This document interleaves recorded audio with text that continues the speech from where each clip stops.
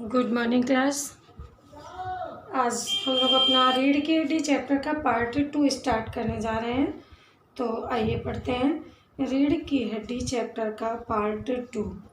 हमने बताया था पार्ट 1 में कि किस प्रकार लड़के वाले उनके घर लड़की के घर में लड़की को देखने के लिए पहुंच जाते हैं, और जैसे ही पहुंचते हैं, पिछले वीडियो में हमने यहाँ तक की चर्चा की थी। तो अब देखिए आगे कैसा व्यवहार करते हैं लड़के वाले लड़की वालों के साथ में। बापू गोपाल प्रसाद और उनके लड़के शंकर का आना आँखों से लोक चतुराई टपकती है। लेखक ने लिखा कि बाबू गोपाल प्रसाद लड़के के पिता हैं और उनके लड़के का नाम शंकर है। वो घर में प्रवेश करते हैं, उनके आँखों से चतुराई टपकती है। आवाज़ से मालूम होता है कि काफ़ी अनुभवी और फितरती महाशय हैं। उनकी आवाज़ से ही ये बात मालूम होती है कि उनको बहुत अनुभव है। उनका लड़का कुछ खीस नहीं पोरने वाला नौजवानों में से है। लड़के का हुलिया कुछ अच्छा नहीं था, और मतलब कैसा कहें हम, खीस नहीं पोरने वाले की मीनिंग होती है कि खिसियाना टाइप का जो होता है। तो उनका लड़का कुछ इस तरह से था। आवाज़ पतली है, खिसियाहट भरी है, झुकी हुई कमर इनकी खासियत है। कमर उनकी झुकी हुई, सीधे होकर के नहीं चलते, हल्का सा टेढ़े होकर चलते हैं। राम स्वरूप अपने दोनों हाथ मलते हुए, हाँ, राम स्वरूप कौन है? बेटी के पिता। हाँ, इधर तशरीफ़ लाइए। इधर बापू गोपाल प्रसाद बैठते हैं, मगर बेत गिर पड़ता है। वो उनको बैठाते हैं, कमरे में एंट्री करते हैं वो दोनों बाप बेटे। तो दोनों का वेलकम करते हैं लड़की के पिता राम स्वरूप। कहते हैं उनका बैठते समय बेत गिर जाता है, शायद छड़ी लेकर के आए हुए हैं। तो राम स्वरूप कहते हैं यह बेत लाइए, मुझे दीजिए। कोने में रख देते हैं, सब बैठते हैं। हाँ, मकान ढूंढने में कोई तकलीफ तो नहीं हुई? वार्तालाप शुरू होती है। बेटी के पिता ने बेटे के पिता से पूछा कि मकान ढूंढने में कोई परेशानी तो नहीं हुई? गोपाल प्रसाद ने कहा नहीं, टांगे वाला जानता था, और फिर हमें तो यहाँ आना ही था, रास्ता मिलता कैसे नहीं? राम स्वरूप ने कहा हाँ, ये तो आपकी बड़ी मेहरबानी है, मैंने आपको तकलीफ तो दी। गोपाल प्रसाद कहते हैं अरे नहीं साहब, जैसा मेरा काम वैसा आपका काम। आखिर लड़के की शादी तो करनी ही है, बल्कि यूँ कहिए कि मैंने आपके लिए खासी परेशानी कर दी है। उन्होंने कहा नहीं, लड़के की शादी तो करनी ही है, मुझे कोई परेशानी नहीं हुई है, बल्कि मैंने आपको तकलीफ दे दी। इस तरह की लोकचारिता निभाई जा रही है। राम स्वरूप कहते हैं हाँ, ये लीजिए, आप तो मुझे कांटों में घसीटने लगे, हम तो आपके हैं, सेवक हैं। थोड़ी देर बाद लड़के की ओर मुखातिब होकर, और कहिए शंकर बाबू कितने दिनों की छुट्टियाँ? शंकर कहता है जी, कॉलेज की तो छुट्टियाँ नहीं हैं, वीकेंड में चला गया था। राम स्वरूप आपके कोर्स खत्म होने में तो अब साल भर रहा होगा? शंकर जी हाँ, यही कोई साल 2 साल। राम स्वरूप साल 2 साल? लड़के से बात करते हैं राम स्वरूप शंकर से कि आपका कोर्स खत्म होने में अभी कितना समय है? वो डॉक्टरी कर रहे हैं। तो उन्होंने कहा यही कोई साल 2 साल। तो उन्हें लगा कि ये 2 साल क्यों कह रहे हैं। शंकर कहता है जी 1 साल का मार्जिन रखता हूँ मैं, 1 साल का मार्जिन रख के चलता हूँ। गोपाल प्रसाद कहते हैं क्या कि यह बात यह है साहब कि यह शंकर 1 साल बीमार हो गया था। क्या बताएं, इन लोगों की इसी उम्र में सारी बीमारियां सताती हैं। एक हमारा ज़माना था कि स्कूल से आकर दर्जनों कचौड़ियाँ उड़ा जाते थे, मगर फिर जो खाना खाने बैठते थे तो वैसी की वैसी ही भूख। कहते हैं एक मेरा ज़माना था कि हम लोग दर्जनों कचौड़ियाँ खा जाते थे और फिर खाने बैठते थे, वैसी की वैसी भूख। आजकल के बच्चे परेशान हो जाते हैं, उनको बीमारियां सताने लगती हैं, उनका शरीर कमज़ोर है, कुल मिलाकर के वो कहना ये चाह रहे हैं। राम स्वरूप कचौड़ियाँ भी तो उस ज़माने में पैसे की 2 आती थी, बहुत सस्ती रहती थी। गोपाल प्रसाद कहते हैं जनाब, ये हाल था कि 4 पैसे में ढेर सारी बलाई आ जाती थी, अकेले 2 आने की हजम करने की ताकत थी। और अब तो बहुतेरे खेल वगैरह भी होते हैं स्कूल में। तब ना तो कोई वॉलीबॉल जानता था, ना टेनिस, ना बैडमिंटन, बस कभी हॉकी या क्रिकेट कुछ लोग खेला करते थे। मगर मजाल है कि कोई कह जाए कि अगर लड़का कमज़ोर है। शंकर कहते हैं राम स्वरूप कहते हैं जी हाँ, उस ज़माने की बात ही दूसरी थी, वो अपने ज़माने की बातें करते हैं गोपाल प्रसाद जोशीली आवाज़ में। और पढ़ाई का क्या हाल था, एक बार कुर्सी पर बैठे कि 12 घंटे सिटिंग हो गई। अपने विषय में बातें बता रहे कि मैं कैसे पढ़ाई करता था, एक बार बैठा तो 12 घंटे बैठ करके पढ़ाई लगातार करता था। जनाब, मैं सोचता हूँ कि इस ज़माने की मैट्रिक भी अंग्रेजी लिखता था फर्राटे से, आजकल के एमए के मुकाबला नहीं कर सकते। उन्होंने बताया कि उस ज़माने में पढ़ाई बहुत अच्छी होती थी, लेकिन आज के ज़माने में उसका मुकाबला करने वाला कोई नहीं। आज की पढ़ाई वैसी नहीं रह गई है। रामस्वरूप: जी हाँ, जी हाँ, यह तो है ही गोपाल प्रसाद। माफ़ कीजिएगा बाबू गोपाल रामस्वरूप, उस ज़माने की जब याद आती है तो आपको जब्त करना मुश्किल हो जाता, अपने को जब्त करना मुश्किल हो जाता। रामस्वरूप कहते हैं, हाँ हाँ, जी हाँ, वो तो रंगीन ज़माना था, रंगीन। शंकर भी ही करता है बगल में बैठ कर के।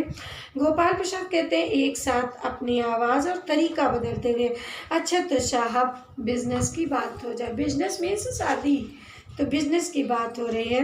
रामस्वरूप चौंक कर कहते हैं, बिज समझ गए? ओह, अच्छा अच्छा, लेकिन ज़रा नाश्ता तो कर लीजिए, बिजनेस की भी बात होगी, लड़की के पिता ने कहा। ओह अच्छा, समझ गए, बिजनेस की भी बात होगी, लेकिन पहले नाश्ता कर लीजिए। गोपाल प्रसाद फिर बोलते हैं, क्या ये सब क्या तकल्लुफ़ करते हैं, फॉर्मेलिटी, क्यों तकलीफ़ किया है?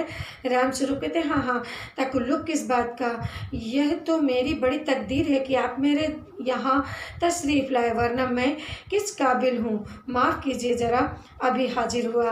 गोपाल प्रसाद कहते हैं थोड़ी देर बाद दबी आवाज़ में, आदमी तो भला है, मकान वकान से हैसियत भी बुरी नहीं होती, मालूम होती है, पता चले लड़की कैसी है। शंकर: जी।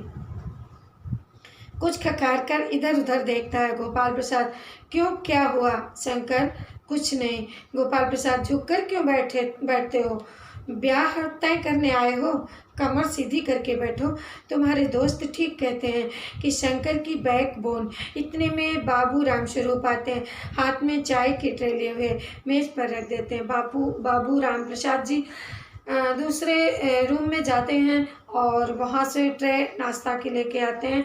इतनी देर में बाप बेटे में बातचीत होती है कि मकान वकान ठीक है, लड़की अच्छी हो तो बातचीत की जाए आगे। और शंकर से कहते हैं, ज़रा ठीक से बैठो, तुम्हारे क्लास के बच्चे सही कहते थे कि तुम्हारी बैकबोन झुकी हुई है। बैकबोन मीन्स रीढ़ की हड्डी। गोपाल प्रसाद: क्यों, क्या हुआ?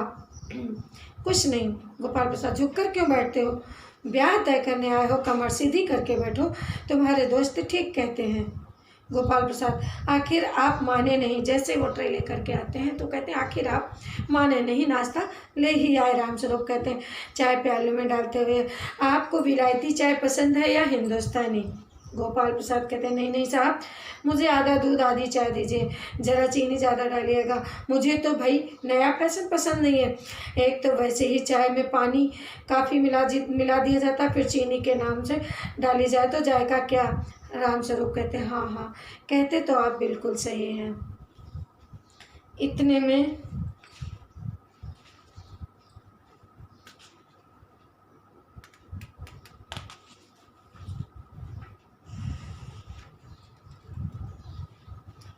प्याला पकड़ाते हैं रामस्वरूप उनको चाय बना करके। शंकर: सुना है सरकार ज़्यादा चीनी लेने वालों पर टैक्स लगाएगी। चीनी की बात आई तो उन्होंने ये टॉपिक खोल दिया। गोपाल प्रसाद चाय पीते हैं। सरकार जो चाहे का शो कर ले, मगर आमदनी करनी है तो सरकार को बस एक ही टैक्स लगाना चाहिए। उन्होंने कहा सरकार का जो मन है वो कर ले, लेकिन अगर उसे आमदनी चाहिए तो उसे सिर्फ एक टैक्स लगाना चाहिए। वो क्या? रामस्वरूप ने कहा, क्या? वह क्या? गोपाल प्रसाद कहते हैं, खूबसूरती का टैक्स, सुंदर बनाने वाला टैक्स। मजाक नहीं साहब, ये ऐसा टैक्स है जनाब कि देने वाले चू भी नहीं करेंगे। बस शर्त यह है कि अगर हर औरत ये काम छोड़ दिया जाए कि अपनी खूबसूरती के स्टैंडर्ड के मुताबिक अपने ऊपर टैक्स तय कर लें, फिर देखिए सरकार की कैसी आमदनी बढ़ती है। अच्छा, उन्होंने कहा खूबसूरती पर टैक्स अगर लगा दिया जाए, ये काम औरतों पर ही छोड़ दिया जाए कि वो उनकी खूबसूरती पर कितना टैक्स लगाए, फिर देखिए इसमें कितनी आमदनी बढ़ती है। रामस्वरूप जोर से हंसते हैं। वाह वाह, खूब सोचा आपने, वाकई आजकल वह खूबसूरती का सवाल भी बेढंग हो गया। हम लोगों के ज़माने में तो कभी उठता भी नहीं था। तस्तरी गोपाल प्रसाद की तरफ बढ़ाते हुए कहते हैं, लीजिए लीजिए, खिलाते हैं, उनको नाश्ता कराते हैं। गोपाल प्रसाद समोसा उठाते हुए, कभी नहीं साहब, कभी नहीं। रामस्वरूप कहते हैं शंकर की तरह मुखातिब होकर, आपका क्या ख्याल है शंकर बाबू? शंकर, किस मामले में? रामस्वरूप, यही कि शादी तय करने में खूबसूरती का हिस्सा कितना होना चाहिए।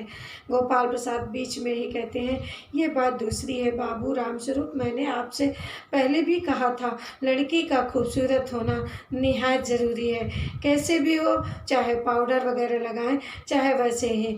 बात यह है कि हम मान भी जाएं, मगर घर की औरतें तो राजी नहीं होती हैं। आपकी लड़की तो ठीक है, उन्होंने कहा, हम तो मान भी जाएं, लेकिन घर की औरतें नहीं राजी होती हैं। पाउडर वगैरह अगर ना लगाएं तो कैसे सुंदरता निखरेगी। रामस्वरूप कहते हैं, जी हाँ, वह तो अभी आप देख लीजिएगा। उन्होंने बताया कि मेरी बेटी कैसी है, ये अभी आप देख लीजिएगा। गोपाल प्रसाद कहते हैं, देखना क्या, जब आपसे इतनी बातचीत हो चुकी है तब तो ये रस्म ही समझिए। रामस्वरूप कहते हैं, हाँ हाँ, ये तो आपका मेरे ऊपर भारी एहसान है। गोपाल प्रसाद कहते हैं, और जायजा तो मिलवा ही लिया, यानी जन्म पत्री तो मिलवाया ही होगा। रामस्वरूप कहते हैं, जी, जायजे का मिलना क्या मुश्किल बात है, ठाकुर जी के चरणों में रख दिया, बस खुद ब खुद मिला हुआ समझिए, मतलब भगवान के चरणों में रख दिया है, समझ लिए मिल ही गया होगा। गोपाल प्रसाद, यह ठीक कहा आपने, बिल्कुल ठीक, लेकिन हाँ, यह जो मेरे कानों में भनक पड़ी है, ये तो गलत है ना। रामस्वरूप कहते हैं, क्या? उनको कोई कान में भनक पड़ गई, किसी से पूछा जांचा होगा, कहीं से पता चल गया होगा। ये पढ़ाई लिखाई के बारे में, जी हाँ, साफ बात है साहब, हमें ज़्यादा पढ़ी लिखी लड़की नहीं चाहिए, मेम साहब तो रखनी नहीं, कौन भुगतेगा उनके नखरों को, बस हद से हद मैट्रिक पास होनी चाहिए। क्यों शंकर? शंकर ने कहा, जी हाँ, कोई नौकरी तो करानी नहीं है। रामस्वरूप, नौकरी का तो कोई सवाल ही नहीं उठता। गोपाल प्रसाद, और क्या साहब, देखिए, कुछ लोग मुझसे कहते हैं कि जब आपने अपने लड़के को BA MA तक पढ़ाया है, तब उनकी बहुएं भी ग्रेजुएट लीजिए। भला पूछिए इन अक्ल के ठेकेदारों से कि क्या लड़कों की पढ़ाई लड़कियों की पढ़ाई एक बात है? अरे मर्दों का तो काम है पढ़ना और काबिल होना। अगर औरतें भी वही काम करने लगेंगी तो अंग्रेजी अखबार पढ़ने लगेंगी, तो पॉलिटिक्स वगैरह भी बहस करने लगेंगी, तो हो चुकी घर गृहस्थी जनाब। मोर के पंख होते हैं, मोरनी के नहीं, शेर के बाल होते हैं, शेरनी के नहीं। उन्होंने मोरनी और शेरनी महिलाओं को कहा, मोर और शेर पुरुषों को कहा। उन्होंने कहा, बहुत से लोग हमसे कहते हैं कि बहू भी पढ़ी लिखी लीजिए, लेकिन मैं ऐसा बिल्कुल नहीं करूँगा, क्योंकि हमें उनके नाज नखरे नहीं देखना, बहुत पढ़ लिख जाएंगी, नौकरी तो कराना नहीं। ऐसी मानसिकता वाले गोपाल प्रसाद जी हैं, और वो बिना पढ़ी लिखी लड़की, बहुत ज़्यादा मैट्रिक पास हो, 10th पास लड़की वो चाहते हैं, इससे ज़्यादा पढ़ी लिखी नहीं चाहते हैं। धन्यवाद बच्चों, आगे का वीडियो नेक्स्ट डे।